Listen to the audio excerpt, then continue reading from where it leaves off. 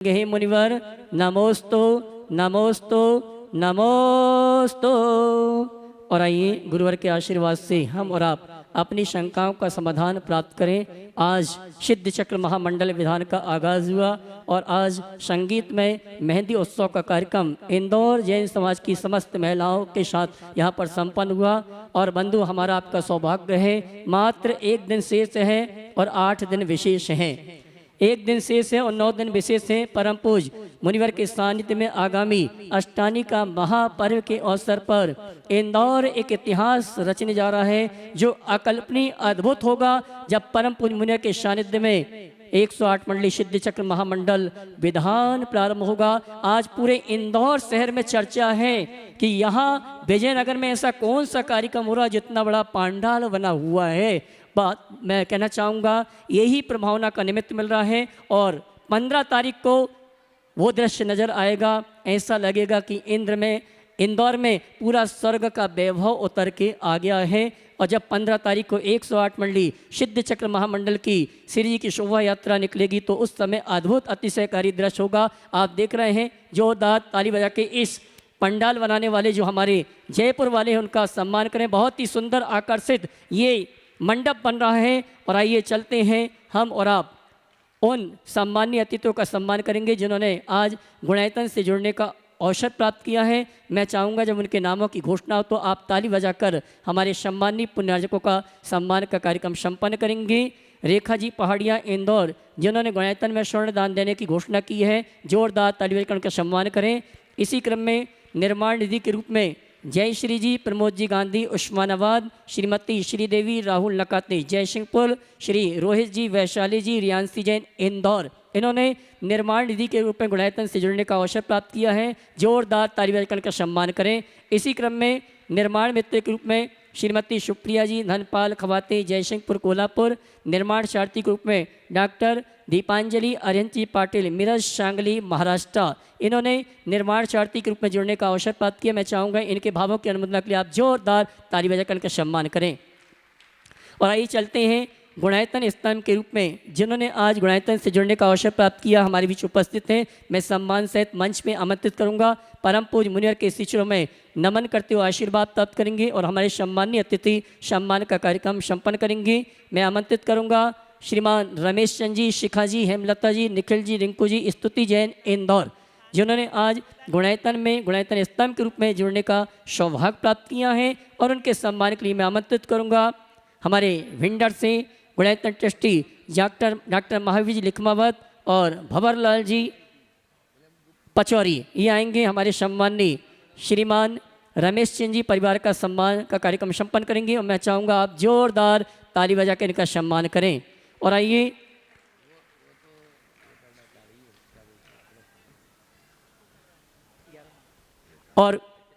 आइए गुणायतन ट्रस्टी के रूप में जिन्होंने आज गुणायतन से जुड़ने का सौभाग्य प्राप्त किया है, श्रीमान भाष्पी जी पंकज जी, जो कि अहमदाबाद से हमारे बीच में है गुजरात, जिन्होंने आज गुणायतन ट्रस्टी के रूप में निवेदन किया और गुरुवार का आशीर्वाद प्राप्त हुआ है। मैं आमंत्रित करूंगा और उनके सम्मान के लिए आवाज़ दूंगा हमारे गुणायतन ट्रस्टी श्रीमती चंद्रकला जी पाटनी रांची, वे आए। सम्माननीय श्रीमान भाष्पी जी पंकज जी सहाय, उनका धर्म प्रवाहन समिति की ओर से सम्मान का कार्यक्रम संपन्न करें। श्रीमती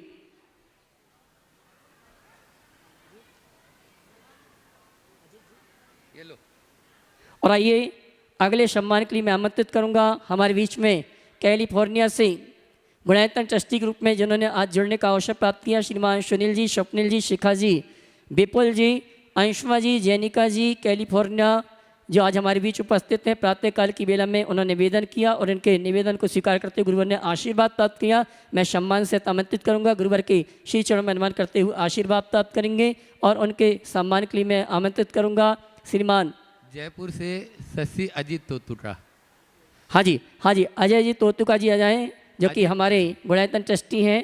जयपुर से वे सम्माननीय श्रीमान सुनील जी, स्वप्निल जी कैलिफोर्निया, इनके बहुत उत्कृष्ट भाव आ रहे हैं वो।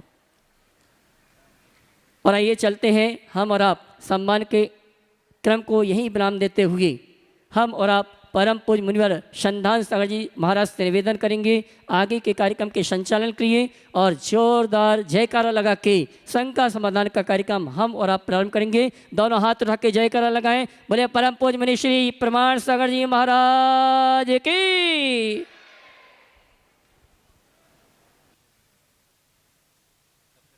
चलते हैं गुरु चरणों में।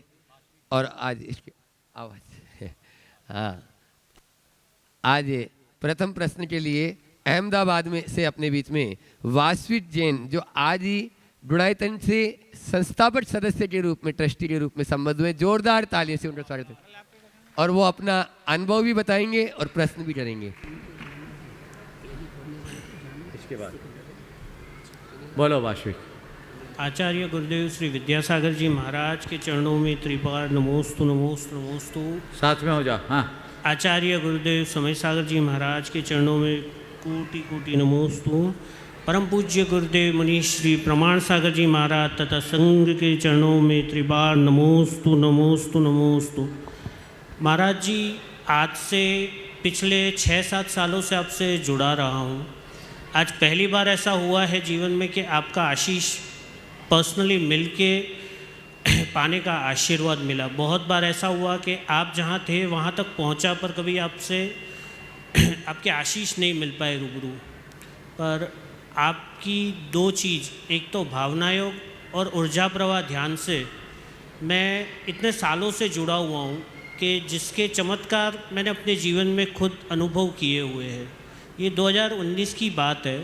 मैंने अपने जीवन में कभी एक उपवास भी नहीं किया था, पर लगातार भावना योग और ऊर्जा प्रवाह ध्यान के माध्यम से मेरे अंदर की जो आत्मचेतना की शुद्धि हुई थी कि उस साल लगातार मैंने 16 उपवास किए थे चातुर्मास में, जो मैंने जीवन में कभी एक भी उपवास नहीं किया था। तो बस आपसे यही चाहता था कि मेरा सबसे बड़ी दिक्कत यही आ जाती कि शुरुआत तो होती है पर उसकी कंटिन्यूटी नहीं हो पाती। वहाँ पे मतलब उस टाइम पे जो चिंतन, जो चेतना जागृत हुई थी, आज भी करते हैं, पर जो कंसिस्टेंसी होती है वो कहीं ना कहीं इस भागदौड़ भरे जीवन में रह जाती है। तो उससे नियमित रूप से वो एक संकल्प के साथ बना रहे, उससे उभरने का एक पहले तो मैं चाहूँगा इस दंपति का जोरदार अभिनंदन कर दें। आज ये विशेष भाव लेकर के यहाँ उपस्थित हुए और उन्होंने अभी अपनी जो अनुभूति सबके बीच प्रस्तुत की है, ये और लोगों के लिए भी प्रेरणा बन सकती है। सवाल कंसिस्टेंसी का है। आप भावना योग करिए और भावना योग में एक अतिरिक्त कमांड दीजिए, मुझे निरंतरता रखनी, मुझे निरंतरता रखनी।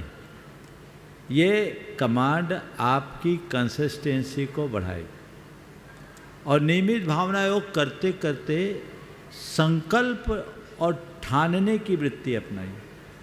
मुझे ये काम करना है, नहीं करना ही है। ये बात अंतर्मन में बैठ जाएगी तो कहीं किसी भी प्रकार की कमी नहीं होगी, और थोड़ी बहुत कमी हो तो बीच बीच में बैटरी चार्ज करते रहे। जी गुरुदेव, बहुत धन्यवाद। बहुत नमोस्तु नमोस्तु। सुनील जी, स्वप्निल जी जैन, सिकाजी जैन, विपुल जी जैन, कैलिफोर्निया USA, आज जो समस्त मुनि राजों की ट्रस्टी के रूप में गुणायतन से जुड़े हैं, एक बार जोरदार ताली से उनका भी स्वागत अभिनंदन कर दीजिए। और उसके बाद में तैयार रहेंगे सारिका मुकेश जैन। समस्त मुनि राजों के चरणों में नमोस्तु नमोस्तु नमोस्तु। चुल्लक महाराजों को जो इच्छामी इच्छामी इच्छामी। महाराज श्री, मेरा क्वेश्चन है कि क्या रिश्तों को भी भावना योग से सुधारा जा सकता है, और यदि सुधारा जा सकता है तो उसके लिए कितनी बार भावना योग करना चाहिए दिन में, और कितने टाइम तक करना चाहिए? वो क्या चलते फिरते भी भावना योग किया जा सकता है क्या? बहुत अच्छा सवाल है। पहले तो मैं चाहूँगा एक बार इस परिवार का जोरदार अभिनंदन कर दे। ये परिवार अमेरिका से एक विशेष भाव लेकर आया है।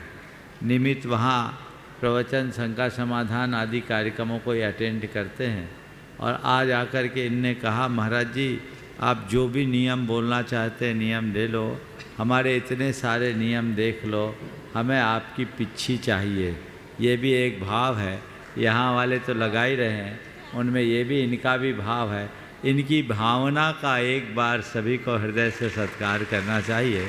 अब पिच्छी का क्रम किसका होगा ये तो समय बताएगा, लेकिन भाव और प्रार्थना में किसी को पीछे रहने की ज़रूरत नहीं है। सभी अपना अपना एप्लीकेशन तो लगा ही सकते हैं।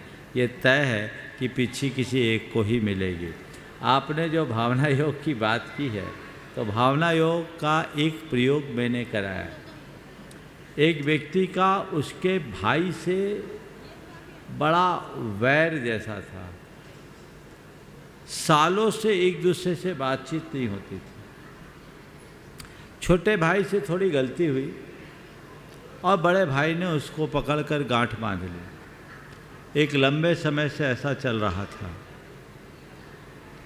उसने जब मुझसे कहा तो मैंने उससे कहा कि तुम एक प्रयोग करो, हो सकता है इसका परिणाम निकल जाए। उससे पहले भावना योग का निजी स्तर के प्रयोग तो बहुत थे, पर दूसरों का मन बदलने वाला प्रयोग मैंने पहली बार करा। मैंने कहा तुम सबसे पहले ये बताओ कि तुम चाहते हो कि तुम्हारे और तुम्हारे भाई के रिलेशन अच्छे हो। बोला महाराज इसीलिए तो आया हूँ। तुम उससे क्षमा मांगने को तैयार है? बोले महाराज मैं चरणों में बिछने को राजी हूँ, मुझे अपनी गलती का एहसास। हमने तुमने कभी मांगने का प्रयास किया? बोले महाराज कई बार मांगा, पर वो तो देखना भी पसंद नहीं करते। आप कोई रास्ता बताओ।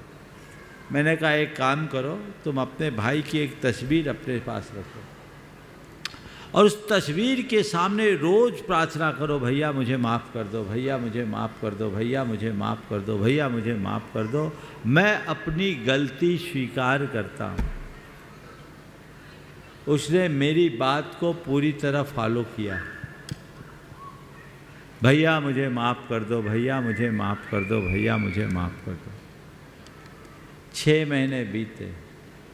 इस बीच उसके बेटे की शादी तय हुई। बेटे की शादी में सबको बुलाने की बात आई। भाई को भी बुलाना है और ये हृदय से चाहता है कि भैया को बुलाए, लेकिन अब निवेदन करने कैसे जाए? भैया तो घुसने ही नहीं देता, बात करने को ही तैयार नहीं।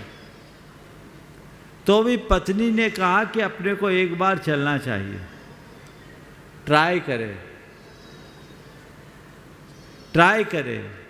और पति पत्नी दोनों ने इसमें अपने भाई के मित्र का सहयोग लिया और भाई के मित्र से कहा कि आप किसी भी तरह से व्यवस्था करिए, हम लोग उनसे मिलना चाहते हैं और उनको बुलाना चाहते हैं।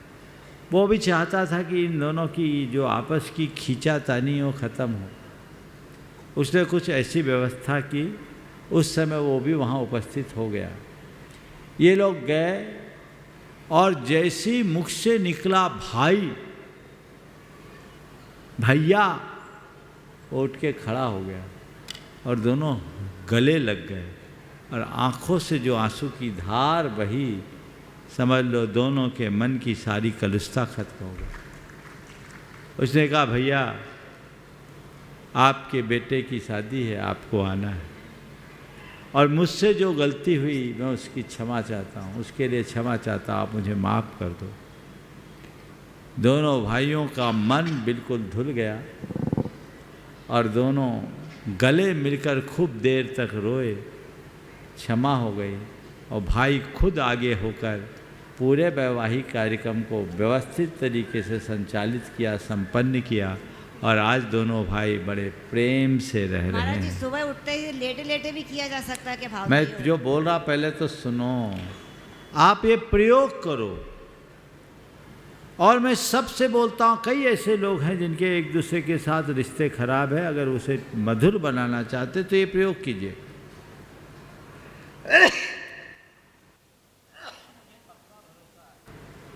ओम, मुझे पक्का विश्वास है कि थोड़े ही दिन में इसके परिणाम मिलेंगे। और जिनको भी ऐसा कोई अनुभव, पहले भी मैंने इस घटना का जिक्र किया है, अगर इस घटना से, इस प्रसंग से प्रेरित होकर किसी और ने भी अपने जीवन में ऐसा कुछ घटित किया हो तो वे अपने अनुभव जरूर भेजें, ताकि वे और लोगों की प्रेरणा का भी आधार बन सके। ऐसा प्रयास। और जहाँ तक चलते फिरते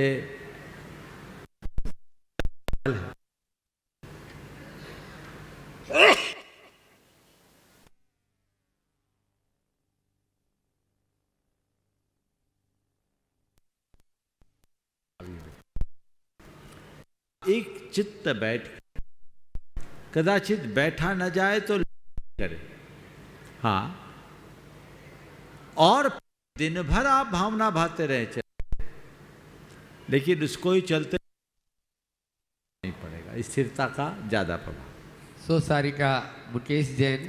सुनील जी आप भी पूछेंगे क्या? फुलंबरी। सुनील जी, सुनील भैया पूछ रहे? चलो बोलो। हाँ हाँ महाराज जी, एक छोटा सा क्वेश्चन है कि देवों की स्वर्ग में भाषा। अभी कोई प्रश्न आया था। देखिए, देवों की भाषा के विषय में ऐसा कोई स्पष्ट तो देखने में नहीं मिलता, पर लोक में ऐसी धारणा है कि संस्कृत को देव भाषा कहा जाता है, तो देवलोक संस्कृत में बोलते होंगे, ऐसा हम मान सकते। नमस्ते महाराज जी, नमस्ते नमस्ते। सारिका जैन, मुकेश जैन, फुलंबरी, और उसके बाद में तैयार रहेंगे जयपुर से आज अपने बीच में शशि जी, अजीत जी तोतुरका, राजस्थान। आचार्य श्री विद्यासागर जी मुनि महाराज की जय जय जय। प्रणाम महाराज की जय जय जय। नमस्तु गुरुदेव। ओम सवाल कर लीजिए जल्दी। राम के भरत जैसी अच्छी नागरिकता और राम जैसी अच्छी मानवता वर्तमान में किससे लौट सकती है? आप अपना सवाल पुनः स्पष्ट कीजिए। राम के भरत जैसी अच्छी नागरिकता, राम के भरत जैसी हाँ अच्छी नागरिकता हाँ। और राम जैसी अच्छी मानवता वर्तमान में किससे लौट सकती है? देखिए, पहले तो आपके सवाल में कुछ सामंजस्य नहीं दिखता। राम और भरत जैसा प्रेम तो समझ में आता है, राम और भरत जैसी नागरिकता की बात तो बहुत छोटी। आप अपने प्रश्न को थोड़ा संशोधित कीजिए।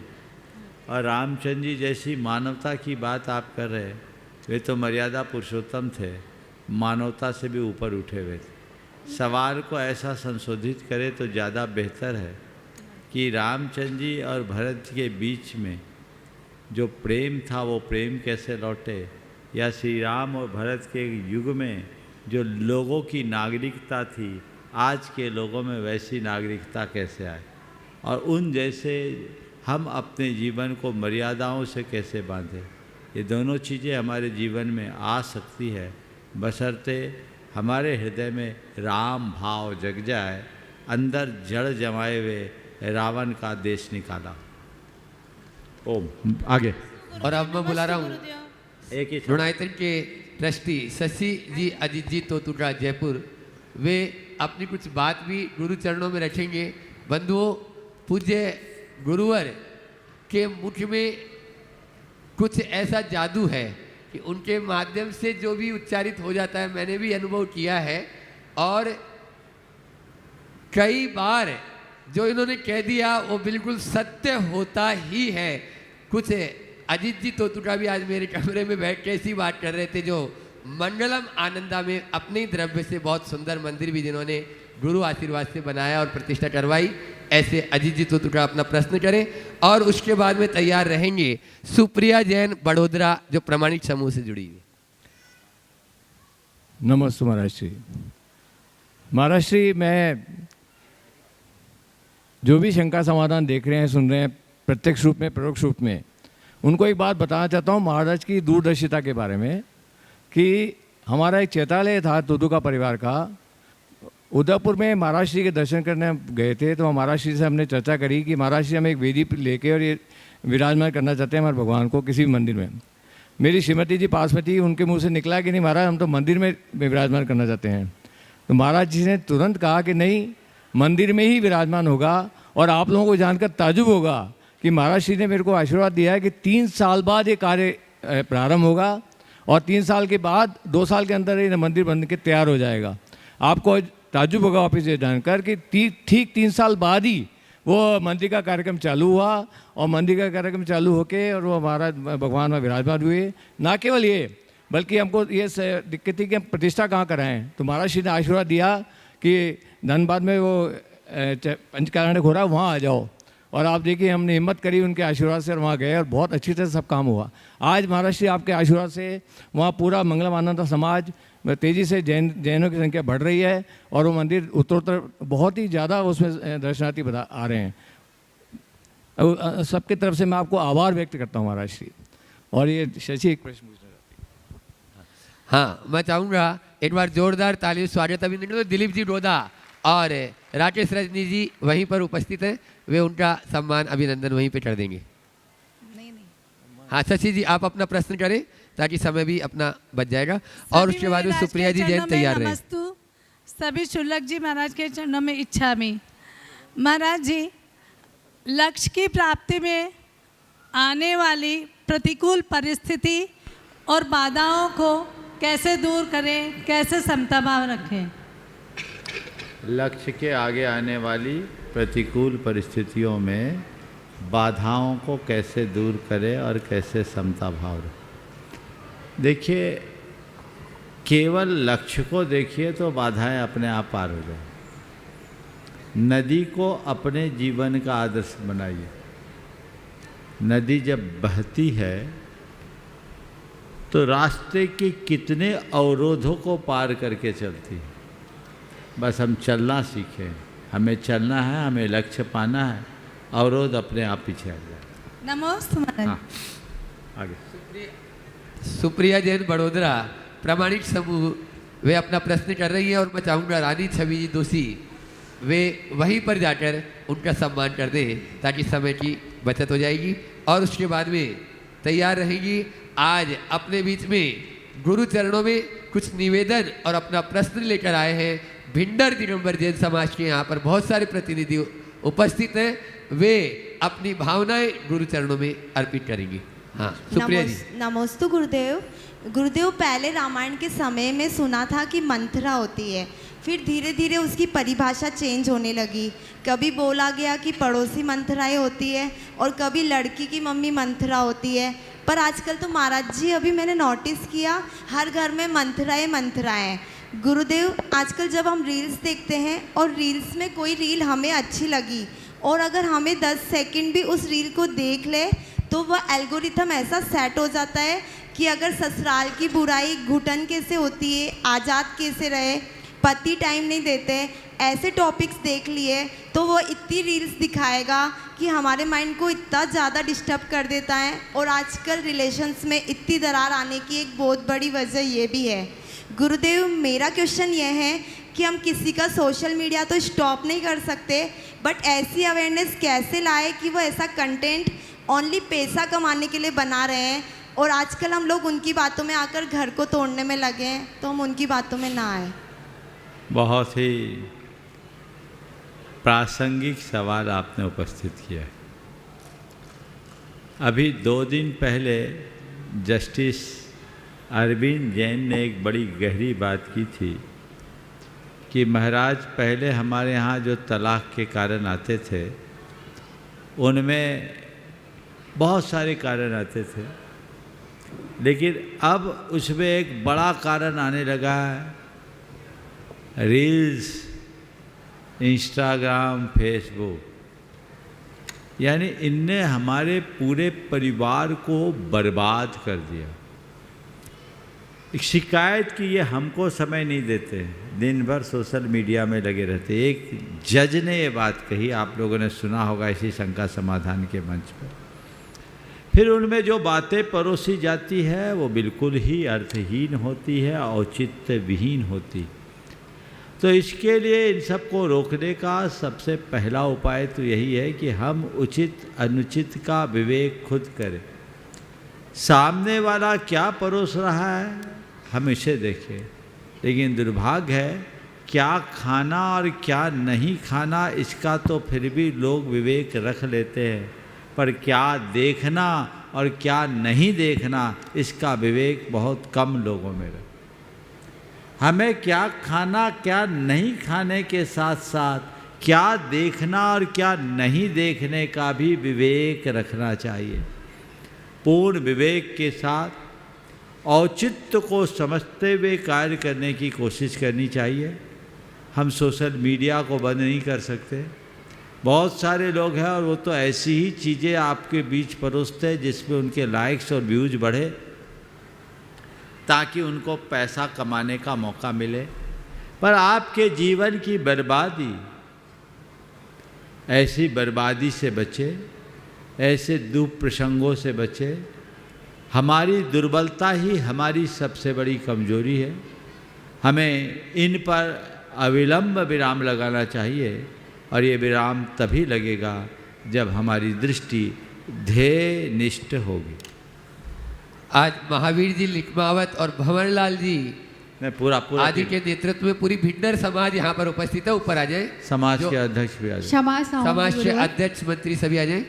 मैं आभा गंगवाल जो आपको बुलाया क्या? क्षमा चाहती हूँ। 1 मिनट अभी जोरदार तालियों से इनके बाद आप भिंडर समाज का एक बार स्वागत। हाँ, क्या बोलना चाह रही बोलिए। हाँ आभा जी बोलो। गुरुदेव, मेरा प्रश्न है कि धर्म मानवता से ज़्यादा महत्वपूर्ण है? क्या मानवता धर्म नहीं है? मानवता धर्म का पहला पायदान है और धर्म उससे ऊपर। गुरुदेव, भिंडर समाज के प्रतिनिधि अपना प्रश्न कर रहे हैं और उसके बाद में तैयार रहेंगे श्रीमती चंद्रकला जी पाटनी रांची। गुरुदेव, हम सब की तरफ से बारंबार नमोस्तु नमोस्तु नमोस्तु। गुरुदेव, आपके समक्ष भिंडर समाज के प्रतिनिधि, ध्यान डूंगरी निर्माण समिति के सदस्य और पूरी समाज आपको नमोस्तु कहती है। और इस कल्पना से जो आज आपने दिया है, इस कल्पना से कि हमारा पंच कल्याणक प्रतिष्ठा जल्दी से जल्दी हो और आप सभी का सत्संग उधर पधारना हो। दूसरा एक है कि हम बार बार आ रहे हैं, तो आजकल आज जो आपने मंगल प्रवचन में कहा कि दुख बार बार आना है, तो वो एक ये हो गया है कि हम जाके करते क्या है, और हमारी जो काम में कमी की वजह से आपने आहार में अन्न का आहार भी त्याग दिया। वो हमारी भिंडर के ध्यान डूंगरी में काम जो चल रहा है उसका, ये कल्पना कह रहा हूँ, ऐसी बहुत सारी है। तो इस कल्पना को कैसे विराम दें गुरु? और उसके बाद हमारे एक साथी आपसे प्रश्न पूछेंगे। देखिए, कल्पना तो आपके मन की कल्पना है, आपकी कल्पना है और आपको इसका अंत करना है। भावना आप लोगों की अच्छी है और आप तो अभी एक ही कल्पना करो कि कब हमारी भावना साकार हो। लेकिन ये कुछ सारा विकल्प हटा दो कि मैं ध्यान डूंगरी मंदिर के पीछे अन्न का त्याग किया। पहला तो मेरा अन्न का त्याग ही नहीं है, मैं अपना भोजन आहार ले रहा हूँ और अपने हिसाब का आहार ले रहा हूँ, आप लोगों का हिसाब का नहीं ले रहा हूँ, ये आप कह सकते हैं। लेकिन इसका ध्यान डूंगरी की प्रतिष्ठा से कोई संबंध नहीं है। ये बात सही है कि 2018 में वहाँ 29 शिखरों के संकुल वाले विशाल जिनाने की नींव रखी गई, और मैं इस बात के लिए भिंडर की समाज की दाद देना चाहूँगा कि 6 सालों में इतने विशाल पत्थर के जिनालय को पूर्णता की ओर पहुँचा रहे हैं। मेरा आशीर्वाद और सद्भावना है कि आप इन जिनालयों को पूरा करें। और उनमें से 2 मुख्य जिनालयों में एक डॉक्टर लिखमावत जी और दूसरे भंवरलाल जी पचौरी पूरे जिनालय के पुण्यार्जक हुए हैं। एक बार इनका भी जोरदार अभिनंदन कर दें। और ये जितने लोग हैं, मेरे ख्याल से सब एक एक जिनालय के निर्माता हैं, एक बार इनके लिए भी जोरदार अभिनंदन कर दें। इनके पुण्य की सभी अनुमोदना करें। तो सारे विकल्प शांत कीजिए, एक ही विकल्प जगाइए कि हमारा पंचकल्याणक जल्दी से जल्दी हो। आपने अपना पूरा पुरुषार्थ कर लिया है, अब पुण्य जैसे उदय में आएगा आपका आगे का काम भी जल्दी से जल्दी बनेगा, ऐसा मेरा मानना है। समझ गए? तो ये बात तो हुई, इसलिए इन दुखों की बात भूल जाओ यहाँ से जाकर क्या करते हैं ये आपके ऊपर है, और ये तभी होगा जब यहाँ से जाने के पहले आप तय कर ले कि आगे हमें क्या करना है। जब तक हम ऐसा तय नहीं करते तब तक जीवन में कुछ भी घटित नहीं होता। हाँ बोलो। एक प्रश्न। नमस्ते महाराज जी, नमस्ते। 2018 से निर्माण कार्य चल रहा है ध्यान डोंगरी में, आपके सानिध्य में ही शुरू हुआ था, वो अब पूर्ण होने को आ गया है। आशीर्वाद ऐसा मिले पर जल्दी भी पूर्ण हो जाए, और साथ में आपका सानिध्य प्रतिष्ठा और आशीर्वाद भी बना रहे, जल्दी प्रतिष्ठा हो जाए। बिल्कुल। और बोलो। हो गया आशीर्वाद। चलो एक बार जोरदार करतल ध्वनि से इन सभी का अभिनंदन कर दीजिए। चलिए। श्रीमती चंद्रकला जी पाटनी रांची गुरु चरणों में प्रश्न कर रही है, और उसके बाद में आज ब्रह्मचारी नितिन भैया जी के निर्देशन में एक सवाल और है, बोलो। बिल्डर वाले एक सवाल। नमोस्तु गुरुदेव, नमोस्तु गुरुदेव। महाराज जी, हम सबकी भावना है जल्दी हमारा पंचकल्याण प्रतिष्ठा हो। मैं सिर्फ यही चाहता हूँ कि हम युवा पीढ़ी हम क्या करें, हम पूर्वोत्तर क्या तैयारी करें ताकि पंचकल्याण जल्दी जल्दी सफल हो, और हमें उसके लिए आगामी आपके कुछ निर्देश। तुम लोग कुछ मत करो, अपने सारे बड़े बुजुर्गों को कहो, आप निश्चिंत होकर हमसे कहो हमें क्या करना, और वो जो कहे सो करते रहो, अपने आप सारा काम हो जाए। नमस्ते। चलो। ब्रह्मचारी नितिन भैया जी निर्देशन में श्री मुनि सूरतनाथ दिगंबर जैन मंदिर तुलसी नगर के पूरे समाजजन यहाँ पर हैं, और दिनेश कुमार जी महामंत्री, हाँ चंद्रकला जी पाटनी जी के बाद में नितिन भैया जी की पूरी टीम तैयार रहेगी। मेरी तरफ से जगत के सब जीवों की तरफ से मुनि राजों के चरणों में नमोस्तु, छुल्लक जी महाराज के चरणों में इच्छामि। महाराज श्री, हमारे द्वारा दिया गया धन किसी को अगर कोई पाप कार्य में प्रयोग करता है तो क्या हम उसके पाप के भागीदारी बनते हैं क्या? हमारे द्वारा दिए गए धन का प्रयोग यदि कोई पाप के कार्यों में करता है तो क्या हम उस पाप के भागीदार बनते हैं? सवाल ये है कि आपने धन किस लिए दिया।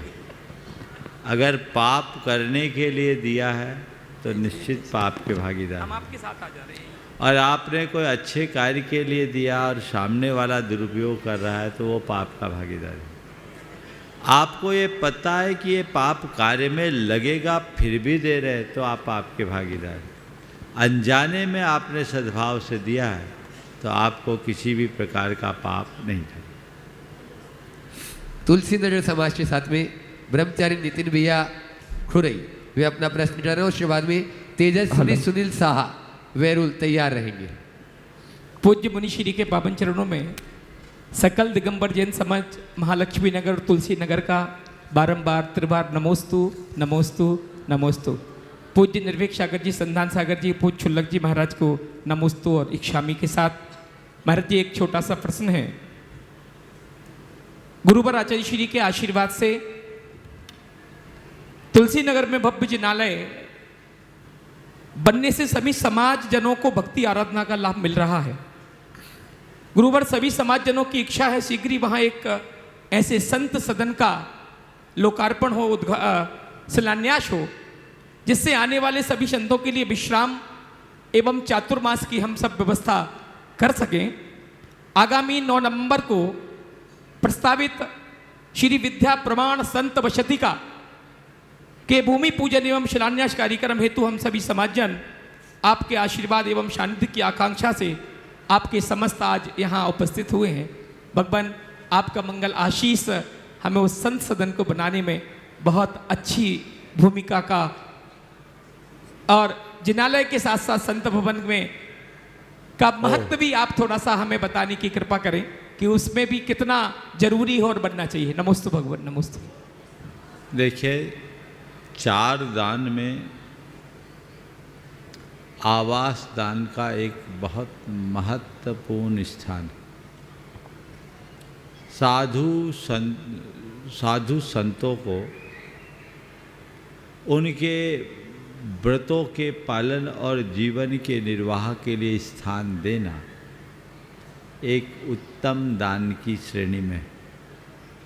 गृहस्थजन जहाँ कहीं रहते हैं भगवान का मंदिर तो बनाते ही, पर भावना रखते हैं कि साधु मुनि तपस्वी जनों का भी नियमित सहयोग सानिध्य मिलता रहे।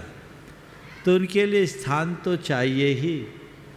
आप अपने घर में एक गेस्ट रूम रखते हो, साधु तुम्हारे घर का गेस्ट नहीं बन सकता, पर समाज का अतिथि जरूर बन सकता है। तो जैसे तुम्हारे घर में अतिथि गृह है, गेस्ट रूम है, वैसे समाज में भी एक साधु वसतिका होनी चाहिए। थोड़ा सा संशोधन कर लेना, संत शब्द हटा देना। संत शब्द हमारा शब्द नहीं है, ये आया हुआ शब्द है। संत की जगह साधु शब्द रखो तो ज़्यादा अच्छा है। संत में एतराज नहीं है, लेकिन ये देशज शब्द है। हमें अपना जो पारंपरिक शब्द है उसका प्रयोग करना चाहिए। तो साधु वसति का हो, वसति यानी जहाँ साधु रहकर साधना करे उसका नाम है वसति। समझ गए? आचार्य कुंद ने मुनियों के निवास के योग स्थान में वसतिका शब्द का प्रयोग किया। सुन्न हरे तरु हिट्ठे उज्जानेवा अहो मशानेवा गिरु रू गिरिशिहिरेवा भीम वने अहो बसी देवा। शून्य घर में रहो, पेड़ों के नीचे रहो, उद्यान में रहो, शमशान में रहो, गिरी की गुफाओं में रखो, गिरी के शिखरों में रहो, भयानक वन में रहो या वसतिकाओं में रहो। तो ये वसति शब्द जैन आगम का बड़ा पुरातन शब्द है, मूल शब्द है। आप श्रवण बेलगोल वगैरह में जाते हैं ना, तो वहाँ क्या बोलते हैं? बसती बोलते हैं ना। तो ये वही है, इसलिए अच्छा आपने बसती का शब्द का प्रयोग किया है। ये बस्ती से बना हुआ शब्द है। तो साधु संतों के रहने के योग्य स्थान रहने पर ही तो आप उनका सानिध्य लाभ ले पाएंगे। और जब आपके यहाँ इस तरह के बसतिकाएँ होगी तो आपको कहने की भी हिम्मत हो जाती है कि हम निवेदन कर सकते हैं, और ऐसी व्यवस्था नहीं तो मामला गड़बड़ हो जाता है। मुझे बहुत अच्छा लग रहा है कि इंदौर के लगभग सभी जिनालियों में साधुओं के रहने के स्थान हैं और बहुत अच्छे हैं। और ये आप सबकी देव शास्त्र गुरु के प्रति भक्ति की अभिव्यक्ति है। जहाँ नहीं है वहाँ भी लोग बनाना चाह रहे हैं और आपने इसका निर्णय लिया है। तो जो 9 तारीख के दिन दोपहर के समय में वो जो समय निश्चित है उसका आप सबको लाभ मिलेगा। समाज से मैं यही कहता हूँ, बाकी भूल जाओ। अब तो ऐसा करो कि जल्दी बने और उसका लोकार्पण। नमोस्तु भगवान, नमोस्तु नमोस्तु नमोस्तु। तेजस्वनी सुनील साहा वैरुल एलोरा, और उसके बाद में तैयार रहेंगे भाग्य शाह जैन अजमेर, जो आज अपनी बचत की जो गुल्लक होती है वो पूरी की पूरी गुल्लक बिटिया है, हाँ बिटिया है, वो अपनी 100% पूरी राशि दान में देना चाह रही है टुनाइतन को। ले आ, वहीं दे दो, मैं ऊपर ले आ। गुल्लक इधर ले आओ और आप अपना प्रश्न सब यहीं आ जाओ, सब यहीं। औरंगाबाद वाले अपना प्रश्न करें। नमोस्तु महाराज जी, नमोस्तु महाराज जी, नमोस्तु महाराज जी। इच्छा में महाराज जी, महाराज जी एलोरा समाज की ओर से और औरंगाबाद समाज की ओर से आपके चरणों में त्रिवार नमोस्तु। महाराज जी मेरा प्रश्न है कि मैंने सीखा है कि पंचकल्याणिक हुई प्रतिमा को ही हम उनको नमोस्तु कहते हैं, पर महाराज जी जो गुफाएं में प्रतिमा जी होती है, जो अखंड प्रतिमा है, क्या हम उनको नमोस्तु कह सकते हैं, उनको पूजन कर सकते हैं? गुफाओं में जो प्रतिमा अखंड है वो प्रतिष्ठित है, उनकी पूजा करने में कोई हानि नहीं। और जो वर्षों प्राचीन प्रतिमा है, तो 100 साल से प्राचीन प्रतिमा है, तो समझ लो हजारों लाखों लोगों ने उसकी वंदना की, वो प्रतिष्ठित थी। नमोस्तु महाराज जी। भाग्य शाह जैन अजमेर पूरे परिवार के साथ में है, और बच्ची रानी दोषी जी जो वह अपने हाथ में जो शिरोमणि संरक्षक यूनाइटेड की, वो अपने हाथ में वह गुल्लक ले लेगी। और आप लोग तालियों के साथ में एक छोटी सी उस बच्ची का यह जो कार्य है उसकी आप अनुमोदना कर सकते हैं, और साथ में ही रानी दोषी जी उसका सम्मान भी वहीं पे कर दे। और प्रश्न कर रहे हैं भाग्य जी शाह अजमेर, और उसके बाद में तैयार रहेंगे नीरज जी जैन इंदौर। गुरुदेव, एक समय था जब जैनियों की आबादी 40 करोड़ थी, जो अब 40 लाख हो गई।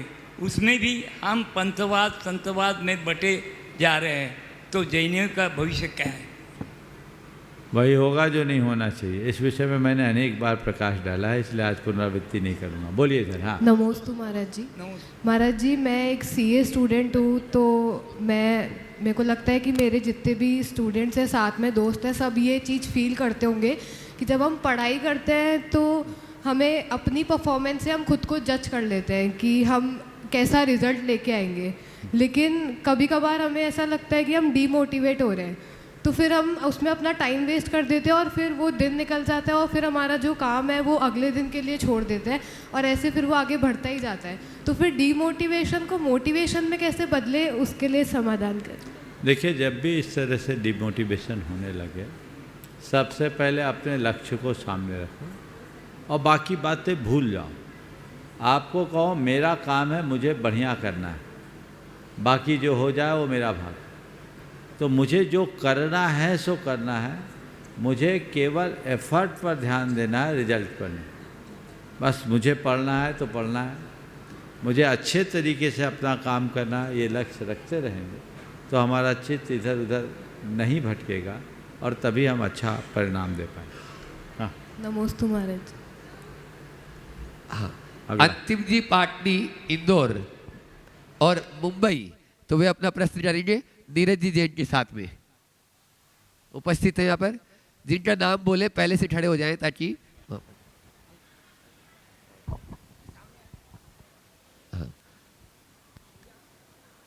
नमोस्तु नमोस्तु नमोस्तु। आप सभी गुणीजनों के चरणों में नमोस्तु। इच्छा में इच्छा में इच्छा में। महाराज श्री जी, मैं बचपन से तेरापंथी मंदिर ही गया हूँ और भगवान को, प्रतिमा को हमेशा वही देखा है जो तेरापंथी में होते हैं एकदम। उसके बाद अभी मेरी कुछ समय से जॉब है, मुंबई है, दक्षिण भारत भी जाना होता है, लेकिन वहाँ पर जब मैं मूर्तियों को देखता हूँ तो कुछ फूल होते हैं या कुछ चंदन लगा हुआ होता है, तो महाराज जी वो भाव नहीं बन पाते जो यहाँ पर मुझे बचपन से बने हैं। जो आनंद प्राप्त होता है भगवान के दर्शन देख कर वो वहाँ पर नहीं हो पा रहा है, कुछ कमी हो जाती है। तो उस भाव को कैसे मैं वैसे ही बनाए रखूँ भगवान? दो रास्ता है, या तो जहाँ भाव लगे वहाँ जा जी, और यदि ये संभव नहीं है जी, तो अपनी दृष्टि से उन फूलों को हटा दो। अच्छा, और भगवान को अपनी दृष्टि में बिठा दो। इसके अलावा और कोई रास्ता नहीं। जी, नमोस्तु नमोस्तु। और आगे शेफाली जी जैन, जो प्रामाणिक समूह की पाठशाला की बहुत बढ़िया कार्यकर्ता है, वे अपनी सूचना भी देगी। और उससे पहले राकेश रजनी जी गोदा, शिरोमणि संरक्षक गुणायतन, वे अपना प्रश्न गुरु चरणों में कर रहे हैं।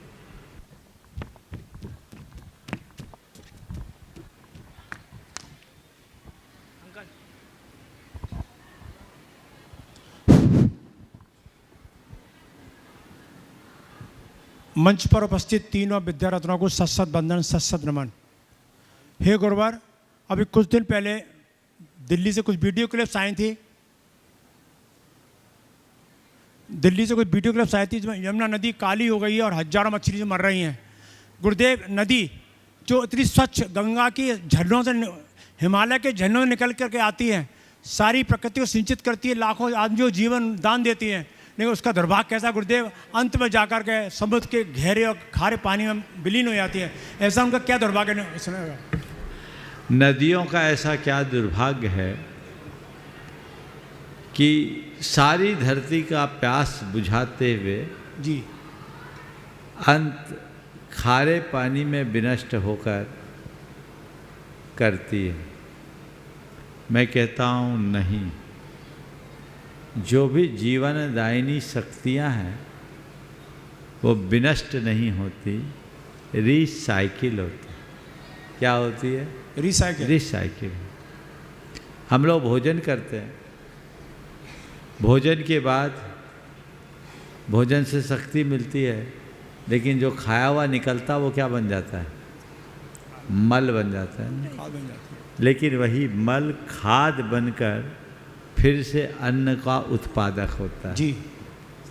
इसी तरह ये नदी सागर में मिलती है, तब सूर्य उसे वाष्पीकृत करता है और वाष्पीकृत करने से भाप बनता है और वो नए बादल बनते हैं, तब बादल बरसता है ताकि नदियों को जीवन दान मिलता है। यदि बारिश ना हो तो नदियों को दान कहाँ, जीवन कहाँ मिलेगा? नदियाँ बहेगी क्या? नहीं। जहाँ बारिश नहीं होती वहाँ नदियाँ नहीं मिलेगी। तो नदी तभी तक है जब तक बारिश है, और बारिश तभी तक है जब तक समुद्र है, और समुद्र तभी तक है जब तक नदी है। बहुत बढ़िया, बहुत समझ गए। तो एक बार गंगा से किसी ने पूछा, प्रसंग में एक बात और सुना दूं, कि तुम सबका पाप धोती हो, क्या करती हो? तो गंगा ने कहा, मैं अपना सारा जो इस धरती के लोगों का पाप है वो समुद्र को दे देती। समुद्र से पूछा, तुम क्या करते हो? बोले, मैं सूरज को दे देता हूँ। सूरज से पूछा, तुम क्या करते हो? बोले, मैं बादलों को दे देता हूँ। बादलों से पूछा, तुम क्या करते हो? बोले, मैं जो करते हो वापस धरती को लौटा देता हूँ। वाह, ये चक्र है। जय जय समझ गुरुदेव। गए? तो एक दूसरे के साथ एक क्रम बना हुआ है, इसलिए आप इसे नकारात्मक रूप में मत देखिए जी, कि जीवनदायिनी नदी का अंत खारे समुद्र के रूप में होता है। ये समझ लीजिए, विनाश अभ्युदय का आधार है। यदि नदी सागर में ना मिले तो नदी ही निष्प्राण हो जाएगी। वाह, इसलिए इसे स्वीकार कीजिए, एक बहुत गहरा संदेश है नदी के जीवन से, बशर्ते वो मूल से जुड़ा। नदी सागर में मिलती है तो उसका जीवन चक्र बनता है, और नदी मरुस्थल में भटकती है तो जीवन विनष्ट हो जाता है। इसलिए हमें अपने ध्येय को सामने रख करके चलना चाहिए और उसी दिशा में आगे बढ़ना चाहिए। नमोस्तु गुरुदेव, नमोस्तु। बंधुओं, प्रमाणिक समूह ने इस बार स्वस्थ दीपावली, अहिंसक दीपावली के नाम से नारा देकर बहुत ही अच्छे इस दीपावली को कैसे मनाएं, शेफाली जी ने उसमें पेपर तैयार किया था, और उसमें 100 प्रश्नों के माध्यम से ज्ञान बढ़ाओ, भगवान महावीर स्वामी पर 100 प्रश्न भी किए, और अभी बताएंगी कि कितने लोगों ने इसमें पार्टिसिपेट किया और 100 में से 100 मार्क्स कितने लोगों ने लिया, और उनमें से जो पुरस्कृत होने वाले हैं उनकी भी सूचना ये शेफाली जी दे रही है। शिरोमणि संरक्षक गुणायतन शेफाली जी, आप बताएं। और उसके बाद में यदि समय रहा तो कीर्ति जी दिल्ली तैयार रहेगी। नमोस्तु महाराज श्री, नमोस्तु नमोस्तु नमोस्तु, इच्छामी स्वामी। तो सबसे पहले तो आप सभी को बहुत बहुत बधाई। बहुत अच्छे से लोगों ने इसमें पार्टिसिपेट करा। ये कॉन्टेस्ट हमने पूरी दिवाली के उपलक्ष्य में रखी थी। तो जो ज्ञान पढ़ाओ प्रतियोगिता है थी, जिसमें महावीर भगवान का परिचय था, उसमें 1307 लोगों ने पार्टिसिपेट करा और 85% एवरेज मार्क्स सबको आए। तो सबको बहुत बहुत बधाई। 100 मार्क्स 442 लोगों को आए। तो उसमें से हमने लकी ड्रॉ करा है। तो उनमें से 20 विनर्स को हम अवेकनिंग नाउ के और कुछ अहिंसक श्रमदान के गिफ्ट्स देने वाले हैं। उनके नाम इस तरीके से हैं: सरिता जैन वाराणसी, ठीक है, नाम के लिए समय नहीं। हाँ, नाम आप लोगों को मिल जाएंगे, पता चल जाएंगे। और फिर जो हमारा प्लेज था कि पटाखे नहीं छोड़ेंगे, उसमें 571 एंट्रीज आई। आप सबको सर्टिफिकेट ऑनलाइन मिल चुके होंगे। फिर इसके अलावा जो हमारा घर सजावट की जो प्रतियोगिता थी अहिंसक इको फ्रेंडली की, उसमें 4 विनर्स हैं। एक यूएसए से यशी जैन, सिद्धि जैन गणेशपुर से, अलका जैन दिल्ली से और श्वेता जैन हैदराबाद से। व्यंजन कंपटीशन में एक छोटे से बच्चे ने, 3 साल के बच्चे ने पूरी स्वस्थ दीपावली की बहुत सुंदर प्रस्तुति दी थी। उस नीव शाह, कृतिका जैन इंदौर से, मेघा जैन मिशिगन, नीतू जैन गाज़ियाबाद और प्रतिभा जैन मुंबई, ये सब विनर्स हैं। इन सब ने मतलब पूरी स्वस्थ दीपावली मनाकर बहुत सुंदर 9 से 10 व्यंजन दिखाए थे। तो इस तरीके से आप सभी को बहुत बहुत बधाई। जय जी, नमोस्तु महाराज। हाँ, अब भैया जी आगे की जानकारी दे रहे हैं। आगामी 7 तारीख से इंदौर एक इतिहास रचने जा रहा है। और गुरुवर, आपसे एक प्रश्न आपसे कर रहा हूँ कि गुरुवर, 7 तारीख से जो आयोजन हो रहा है, उस आयोजन में हम हर्षोल्लास के साथ सातिशय पुण्य का संचय कैसे कर सकें और किस तरह हम इंदौर में ऐतिहासिक प्रभावना के लिए निमित्त बन सकें, समाधान करें गुरुवर। नमोस्तु नमोस्तु। देखिए, बहुत अच्छा सुयोग बन रहा है। इंदौर में 108 मंडलीय सिद्ध चक्र महामंडल विधान का आयोजन। वैसे सिद्ध चक्र विधान तो खूब होते हैं, हर वर्ष होते हैं, एक वर्ष में अनेक अनेक बार होते हैं, लेकिन आप लोगों के द्वारा आयोजित किए गए सिद्ध चक्र महामंडल विधान और इस विधान में बहुत मौलिक अंतर है, क्योंकि आप लोग जो विधान करते हैं वह हिंदी का विधान होता है, जिसमें केवल ढोलक की थाप ज़्यादा सुनाई पड़ती है, म्यूजिक की ट्यून ज़्यादा सुनाई पड़ती है। पर ये सिद्ध चक्र महामंडल विधान संस्कृत के मूल मंत्रों का है, जिसमें गुरु मुख से उन मंत्रोच्चार के साथ कीर्तन जैसा हो जाता है और एक एक मंत्र को 9-9 बार उच्चारित करने का श्रेय प्राप्त होता है। तो इसलिए सिद्ध चक्र विधान की अपनी महिमा तो है ही, इसे हर वह व्यक्ति जानता है जिसने कभी इसका आनंद लिया है। और इसमें भी जब 108 मंडलीय सिद्ध चक्र विधान, यानी एक ही मंडप में 108 सिद्ध चक्र, और इसका फल कितना गुना होगा। आप विधान कर तो एक बार एक मंत्र पढ़ते हो, ये एक विधान में 9 बार एक मंत्र होगा तो 9 गुना तो ये है ही।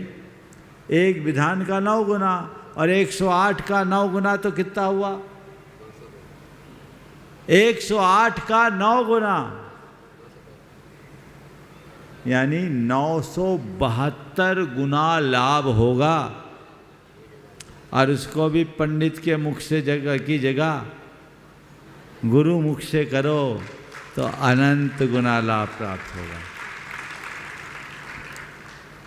आचार्य महाराज के पास एक सज्जन ने दिगंबरत्व की महिमा बताते हुए एक बात कही।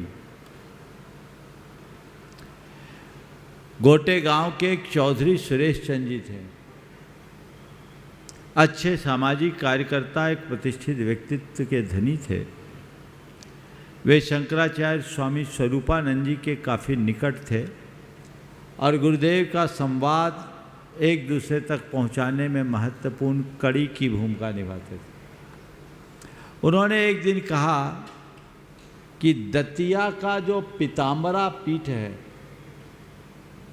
उसमें 2000 वर्ष प्राचीन एक हस्तलिखित ग्रंथ मिला, जिसमें लिखा कि श्री यंत्र यदि किसी दिगंबर मुनि के हाथ से मिल जाए तो उसका अनंत गुना फल होता। ये बात वो गुरुदेव को सुना रहे थे। 1989 की बात है और उस समय मैं गुरु चरणों में ही था। तो ये दिगंबरत्व की महिमा है। तो गुरुओं के मुँह, वो जैन ग्रंथ नहीं था और 2000 वर्ष प्राचीन ग्रंथ। वो ग्रंथ का रेफरेंस तो मेरे पास नहीं है, पर ये उनकी जो गुरुदेव के सामने उनने बात की, बस मैं उसको ही प्रमाण के रूप में प्रस्तुत कर रहा हूँ। तो ये लाभ, अचिंत्य लाभ आप सबको मिलने वाला है। सब कुछ बाहर रच गया। जिनको विधान में बैठना है उनने अपनी सारी तैयारियां कर ली, मंडप भी सज गया और आज तो मेहंदी भी रच गई। अब क्या करना है, ये रानी जी का विशेष दिमाग चला इसमें।